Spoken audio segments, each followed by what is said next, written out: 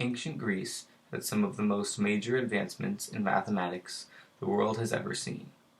Having developed much of calculus and many other branches of math as we know it, the Grecians were very important contributors to our knowledge of mathematics.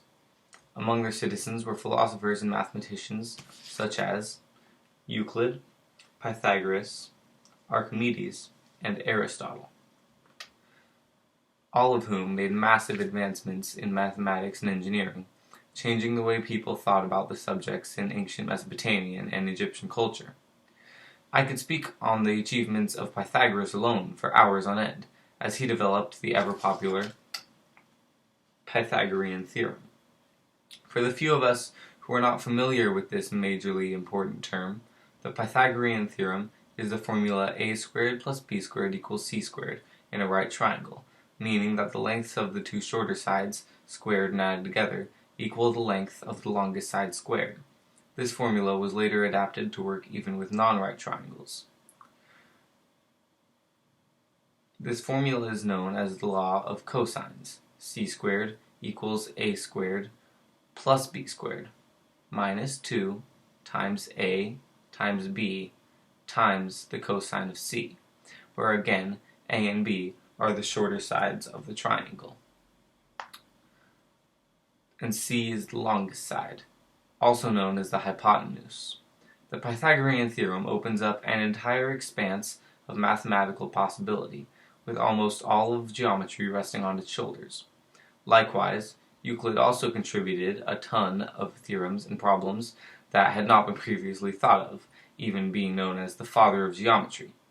Euclid developed important postulates, which set the basic major boundaries for geometric mathematics. These include the fact that given 2 points, a line can be drawn that joins them, that any segment can be continuously prolonged in an unlimited line in the same direction, that a center circumference can be drawn at any point and with any radius, and that all right angles are equal. Anyone who has worked closely with mathematics in their lives can recognize these postulates are not simply rules, but facts that become stuck in one's brain as common sense. And this mindset comes even after the fact that these were written hundreds of years ago in ancient Greek civilization, and yet we still follow them to the letter this day. Another very famous mathematician, Archimedes, although much more well known for his inventions in the realm of engineering, such as his war machines, also discovered many breakthrough mathematical concepts that we still use heavily today. His most well-known discovery is appropriately called Archimedes' principle. This principle allows us to calculate the volume of objects with irregular shapes, and is used constantly in fields such as calculus, physics, and other subjects which relate very closely. Stories say that Archimedes discovered this principle while taking a bath, noticing that when he got into the tub, the water rose and spilled out, the amount of water, of course, being equal to the volume of whatever we may put into the tub. Finding the volumes of regular objects today is immensely important, as it helps us describe the world around us without having to translate it into rectangles, squares, circles, or any other easily calculable shapes.